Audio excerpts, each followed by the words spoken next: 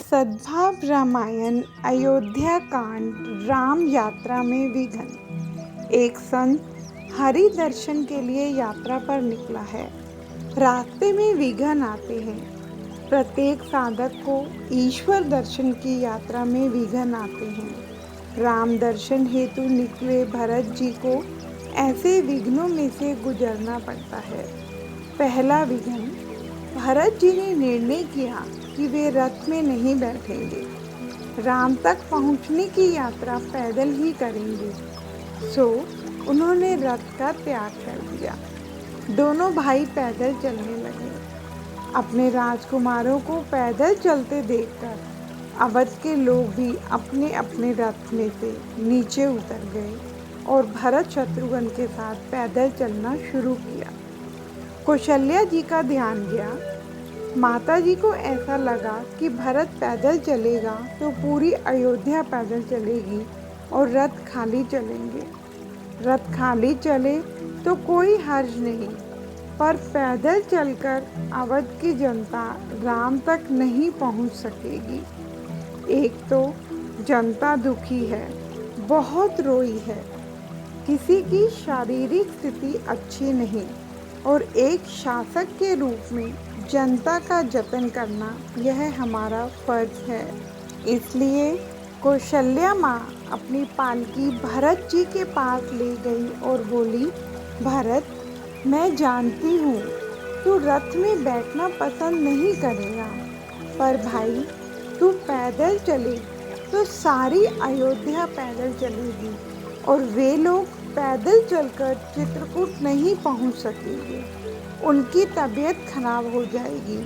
उनकी देखभाल करें, यह अपना फर्ज है।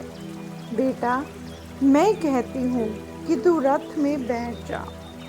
कौशल्या माँ ने आग्रह किया, इसलिए भरत जी को रथ में बैठना पड़ा। हम ईश्वर के प्रति यात्रा शुरू करें और उसमें हम कोई ऐसा निर्णय करें कि मैं इतना त्याग करूँगा, पर वह निर्णय यदि सबके सामने खुल जाए तो उसमें विघ्न आएंगे। त्याग जितना गुप्त रहेगा उतना ही सफल होगा। भरत जी को लगा कि मैंने अपना त्याग प्रकट कर दिया, यह ठीक नहीं हुआ। इतनी भीड़ में यदि मैं पीछे रहा होता तो किसी को पता न चलता कि भरत कहाँ है, पर मैं सबसे आगे चला, इसलिए मैं रथ में नहीं बैठता, ऐसा प्रकट हुआ। फलतः मेरे त्याग में विघ्न आया। युक्ति, तप, मंत्र और योग, ये चारों वस्तुएं छिपा सके तो ही सफलता मिले। मंत्र प्रकट रूप में खुले आम नहीं बोला जाता, इसलिए अपने यहाँ नियम है कि जब कोई गुरु किसी शिष्य को मंत्र दीक्षा दे तब मंत्र कान में कहा जाता है। वैदिक काल में शिष्य को मंत्र दीक्षा दी जाती तब वेद और वाद्यों की आवाज़ें की जाती थी। एक ओर वेदों के मंत्रों उच्चार होते हों और दूसरी ओर वाद्य बजते हों, उस आवाज़ में सभी का ध्यान हो। उस समय गुरु शिष्य के कान में मंत्र दे, यह एक प्रथा थी। तो मंत्र को गुप्त रखो, योग को गुप्त रखो, तप को गुप्त रखो और युक्ति को गुप्त रखो, तो ही सफलता मिलेगी। भरत जी ने अपनी भूल सुधार ली। वे रथ में बैठ गए। कई लोग ऐसी दलील करते हैं कि जब अति लगाव हो तब नियम तोड़ने में हर्ज नहीं है। हाँ, भरत जी जैसी अपनी कक्षा हो जाए तब नियम तोड़ने में हर्ष नहीं। एक बार साधक जनक जैसी, अष्टावक्र जैसी, याज्ञवल्क्य जैसी उड़ान भर ले, फिर नियम तोड़ दे तो अलग बात है। ऐसी कक्षा न मिले तब तक व्रत नियम पालन नहीं होंगे। आज शंकराचार्य महाराज काशी में भिक्षा लेने गए। साथ में शिष्य समुदाय था। 5 ही घर से भिक्षा लेनी ऐसा नियम था। 4 घर ऐसे आए कि जहाँ से किसी ने भिक्षुकों को भिक्षा नहीं दी। 5वें घर गए तो वह घर नहीं था। शराब घर था। शंकराचार्य महाराज ने नारायण कहकर भिक्षा पात्र आगे किया। शराब घर वाला नाचने लगा। उसे हुआ कि मेरे धन्य भाग्य कि आज पापी के घर संत पधारे, पर मेरे पास संत को भिक्षा देने जैसा कुछ भी नहीं। क्या दूं?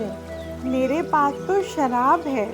और उसने भिक्षा पात्र में शराब दे दी। शंकराचार्य महाराज शराब पी गए। शिष्य चकित होकर देखने लगे। उन्हें लगा यदि गुरु शराब पिए तो हमें क्या बाधा। और फिर सभी शिष्यों ने शराब की भिक्षा ली और सब पीने लगे। शंकराचार्य महाराज ने शिष्यों को बहुत समझाकर कहा कि भाइयों, तुम शराब मत पीना। सन्यासी को शराब पीना मना है, निषेध है, पर माने कौन? शंकराचार्य महाराज को लगा कि यह गलत। 8 दिन के बाद वे फिर भिक्षा लेने निकले। शिष्य 7 थे। 4 घर घूमे, भिक्षा नहीं मिली। 5वें घर गए तो वह घर नहीं था, सीसा गलाने की दुकान थी। वहाँ सीसा गुलाने का काम होता था।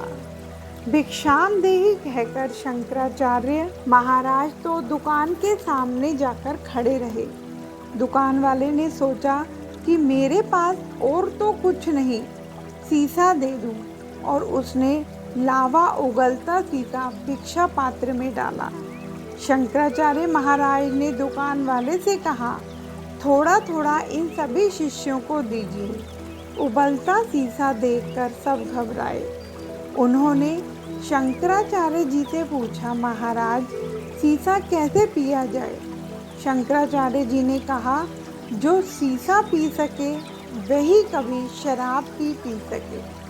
कहने का तात्पर्य यह है कि भरत जी जैसी ऊंची कक्षा न मिले तब तक व्रत नियम तोड़ने का अधिकार हमें प्राप्त नहीं होता।